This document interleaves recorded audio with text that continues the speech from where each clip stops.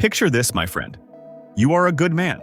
You are consistent, supportive, and you prioritize her needs. You are kind. By every conventional metric, you have done everything right. And yet, the respect is gone. It vanished. You tell yourself, she just doesn't know a good thing when she sees it. You call her ungrateful or broken.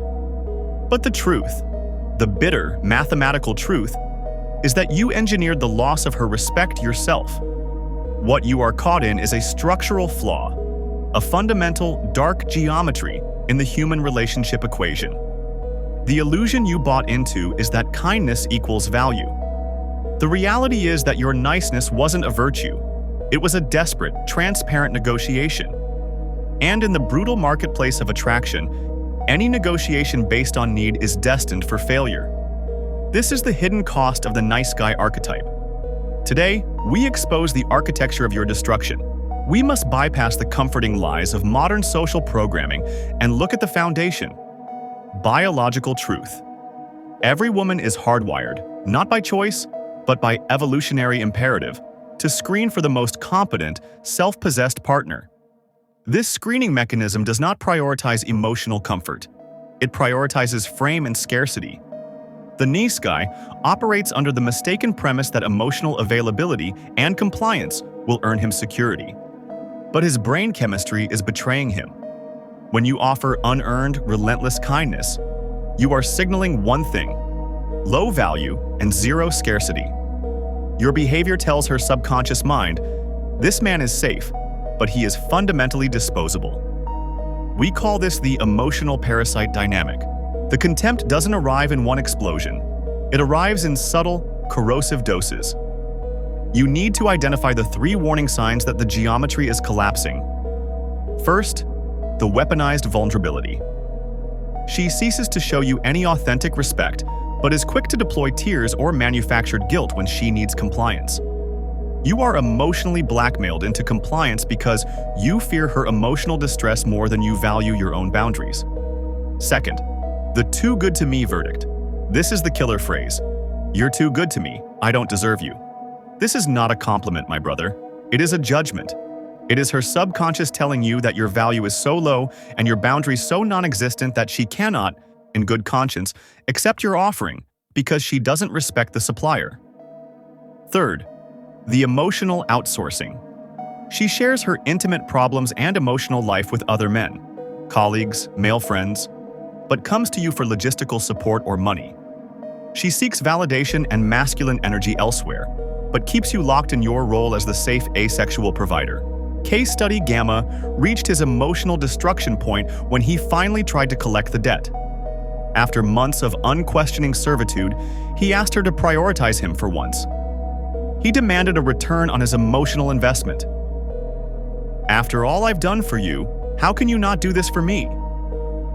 That sentence, that plea, is the sound of the nice guy frame shattering. When you keep a scorecard, you are exposed. You prove that your niceness was contingent. The resulting argument, the inevitable collapse, confirms her suspicion. His kindness was a desperate bid for control. The respect vanished not when he was kind, but when his kindness was revealed to be a lie. You were programmed for this failure. We must address the social conspiracy. Modern culture, through media and dating apps, has engineered a system that promotes emotional liquidity, the easy, free-flowing expression of feeling. It tells men to be vulnerable, to share their sadness, to be codependent. This is marketed as authenticity. But in the cold light of human nature, this behavior is a signal of weakness. The system rewards the man who leads, who has a mission that transcends the relationship. It is an uncomfortable truth that every woman will test the edges of a man's boundaries, often unconsciously, to find out where his limits lie. The nice guy has no limits. He is a formless, yielding commodity. Truth. You must swallow. Your emotional state is irrelevant to her attraction. Your job is not to manage her emotions or to earn her approval. Your job is to manage your own frame. The solution is not to become cruel. It is to become calm. It is to become stoic. You must fundamentally recalibrate your inner scorecard. Your value is not determined by what you do for her, but by what you are for yourself. First step, reestablish scarcity. Your time, your attention, and your resources are premium. They are only offered when they do not interfere with your mission.